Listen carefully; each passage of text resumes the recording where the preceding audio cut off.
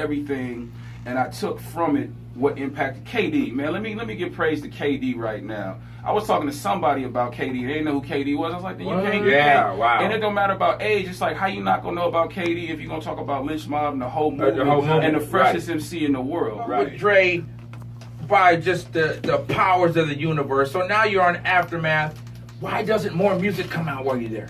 Because when you sign to the biggest label in the world, there's politics and circumstances that you inherit that you just got to roll with. And unbeknownst to me at the time, I'm just in the raw, the MC. I don't know the realities of the bottom line in the corporations and when it comes down to crunching numbers.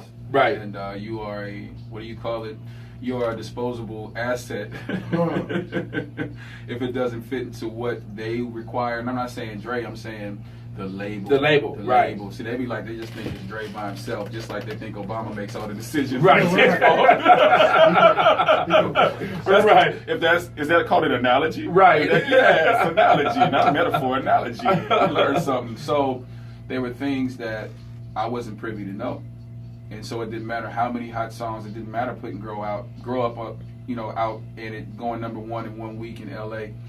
And then the cease and desist came. There was a reason, because that's not what Interscope wanted to come out. If it wasn't Detox, it didn't matter what else was going to come out, because nothing else was going to make the money that they were requiring, that they desired.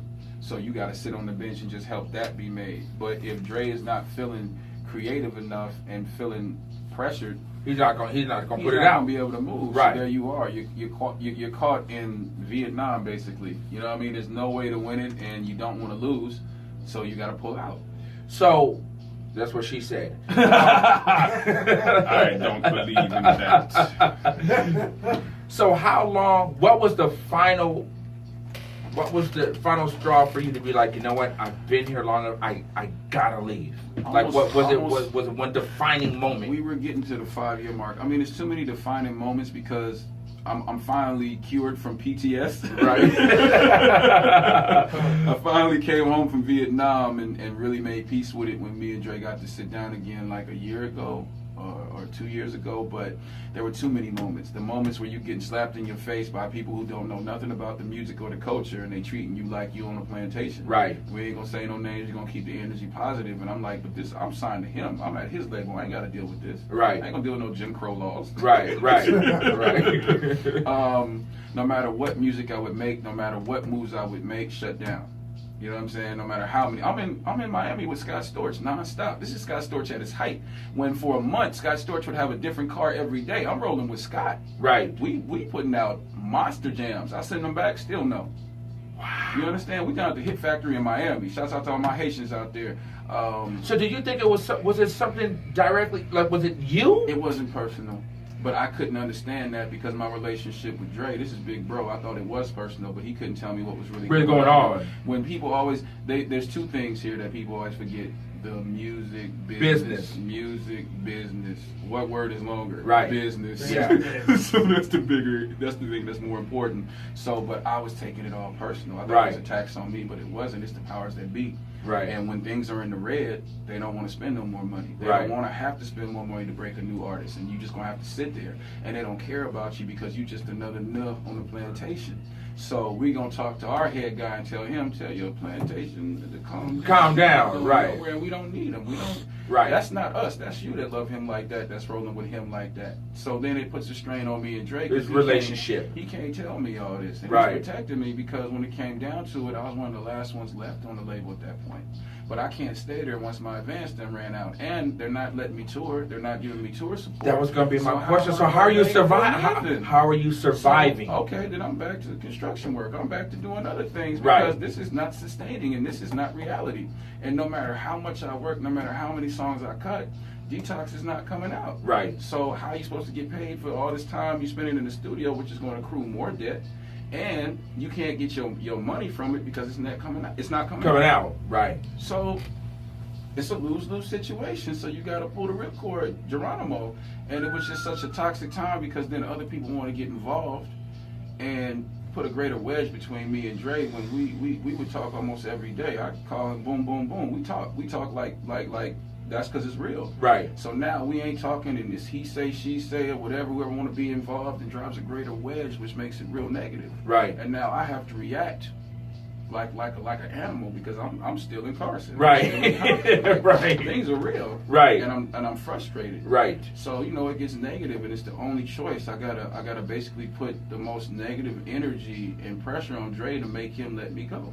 I gotta really put it down in a way to force you to drop me. I gotta get you to let me have them walking papers because they're not. When I went to the label to ask, can I just get put on another label?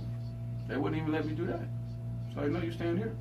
Wow. But I'm like, I'm with it. I still want to rock with you, but I just need to have a life. Right. I gotta take care of a family.